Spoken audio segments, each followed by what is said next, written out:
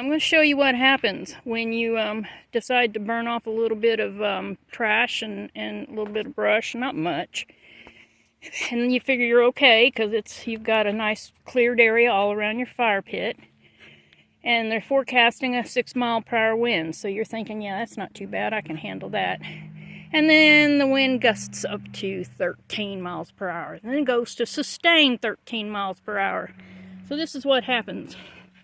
Let me show you.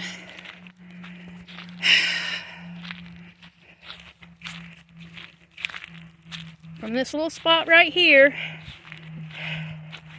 and I wasn't standing right here. That's the big deal. I should have been standing right here watching it the whole time. But no. I went over and starting some seeds. Anyway, I looked up and it had already spread across through there. And down through there. And had started heading that direction. But what I was most concerned about was it getting into that tall stuff over there and over into the woods. That would have been horrible, horrible, horrible. So this is where I concentrated putting it out first. Was down across through here.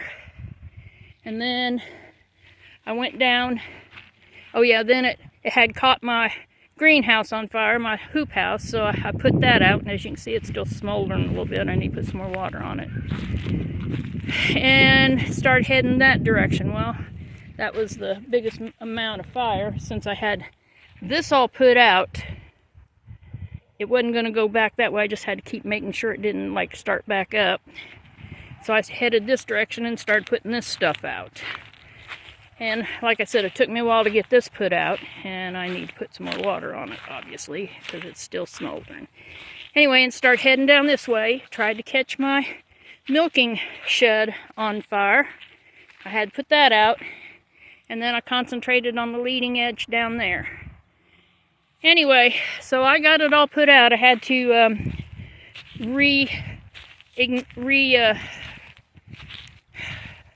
redouse this a couple different times because there's a lot of plastic in there, and plastic doesn't get put out real easy. Anyway, so I had to put it out a couple of different times.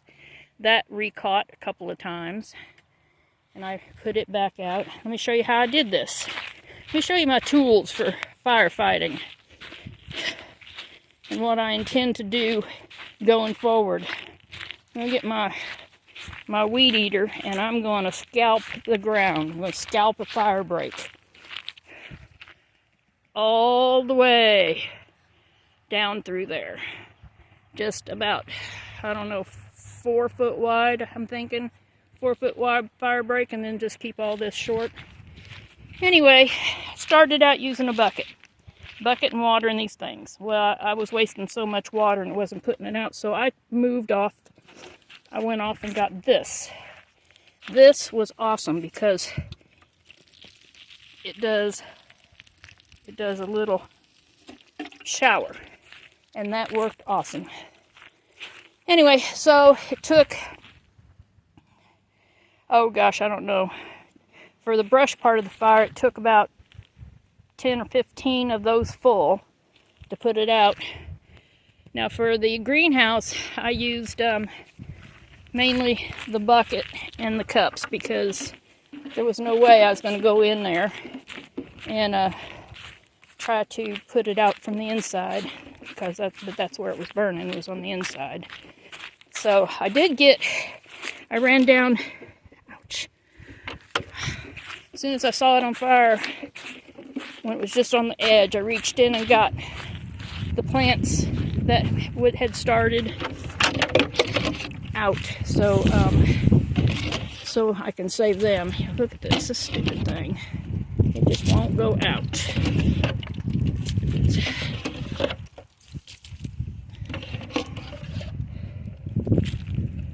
I just have to keep putting water on it. But anyway, I think they got a little singed. My onions, you see they did get a little hot, but I think they'll be all right. I think they'll come out of it.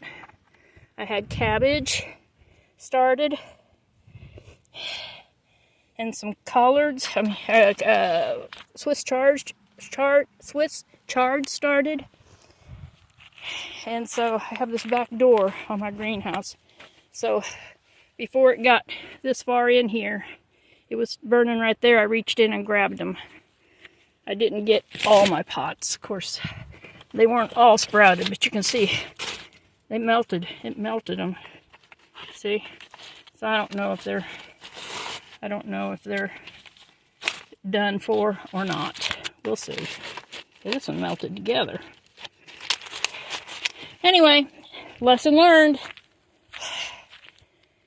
Don't trust the weatherman. Either that or make sure you've got a really good fire break. Not just a... I mean, I had this right here. Let me show you what it looked like, because it wasn't very tall, so I figured I didn't have a problem, but I looked away. This is what it looked like right here. See, that's not tall at all, but it's enough that when you've got a 13-mile-per-hour sustained wind, it'll blow a flame right across that. Yeah, I'm still a little winded, but we're all good. We're good. Lesson learned. I mean, I knew 13 miles an hour was too much to try to have a fire. And see right now, not a breeze at all. That is nuts. Well, I have to say, God helped me a lot, because there is no way me by myself with just a watering can could have put this out all by myself if God hadn't been along for the ride. This is my new Tennessee home. I'm Joe, and show you the bad with the good. This was a bad day. Talk to y'all later.